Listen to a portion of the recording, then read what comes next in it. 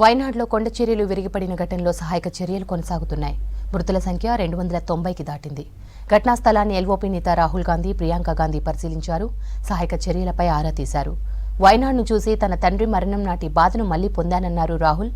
మరోవైపు రెస్క్యూ ఆపరేషన్ను ముమ్మరం చేశామన్నారు కేరళ సీఎం పినరాయి విజయన్.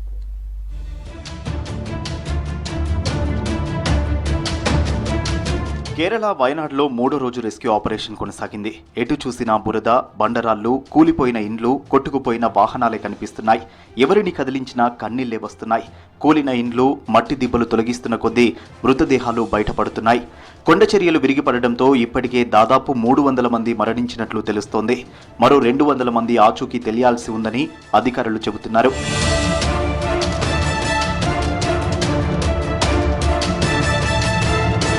భారీ వర్షాలకు కొండ చర్యలు విరిగిపడిన ముండక్కై, చూరాల్మల ప్రాంతాల్లో ఎల్ఓపీ నేత రాహుల్ గాంధీ, కాంగ్రెస్ నేత ప్రియాంక గాంధీ పర్యటించారు. వయనాడ్లోని రిలీఫ్ క్యాంపు సందర్శించారు. కొండ చర్యలు విరిగిపడడంతో సర్వం కోల్పోయిన బాధితులను పరామర్శించారు. ప్రమాదం జరిగిన తీరు, సహాయక చర్యలపై ఆరా తీశారు. ఈ కష్ట సమయంలో కాంగ్రెస్ పార్టీ అండగా ఉంటుందన్నారు Rahul Gandhi.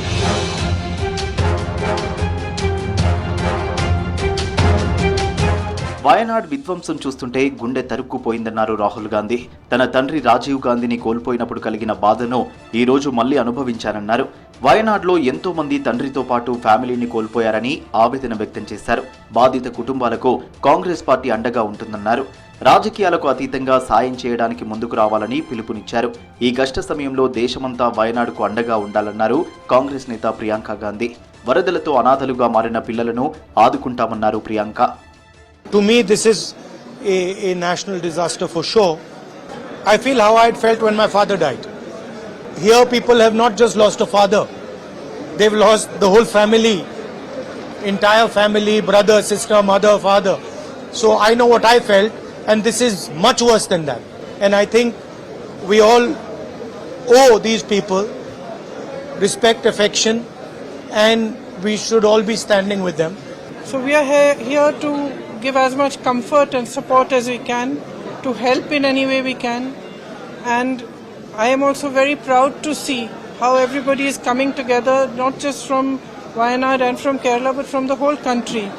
And I think that at times like this, all of us should just do everything that we can to support our countrymen and those who are suffering.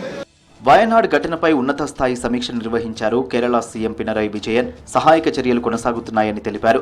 చలియార నది నుంచి మృతదేహాలు వెలికి తీస్తున్నట్లు చెప్పారు. మరికొన్ని రోజులు రెస్క్యూ ఆపరేషన్ కొనసాగుతుందన్నారు. ప్రస్తుతం 12 మంది మంత్రులు ఘటనా స్థలంలో ఉండి సహాయక చర్యలు పర్యవేక్షిస్తున్నారన్నారు విజయన్.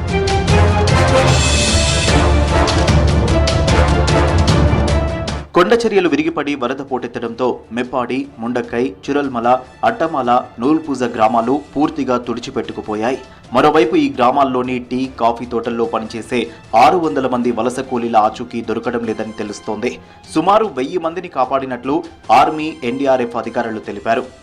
सबसे पहले तो ये बात है कि ये काफ़ी बड़ी डिजास्टर है जिसमें काफ़ी नुकसान हुआ है, जान का भी और सामान का भी. और थोड़ी जो रिलीफ की बात है कि एक टीम हमारी बिल्कुल तुरंत पहुंच गई थी. वो 30 तारीख को सुबह 4:45 बजे से ही वहाँ पे ऑपरेट कर रही है. बट अब वहाँ पे 4 टीमें हमारी ऑपरेट कर रही हैं और वहाँ पे मतलब सारी एजेंसीज ऑपरेट कर ही रही हैं. आप सब जान ही रहे हैं, एयरफोर्स भी ऑपरेट कर रही है, आर्मी भी ऑपरेट कर रही है. వయనాడ్ బాధితుల కోసం సుమారు 90 రిలీఫ్ క్యాంపులు ఏర్పాటు చేసింది కేరళ ప్రభుత్వం. సుమారు 10,000 మంది ఈ శిబిరాల్లో ఉంటున్నారు.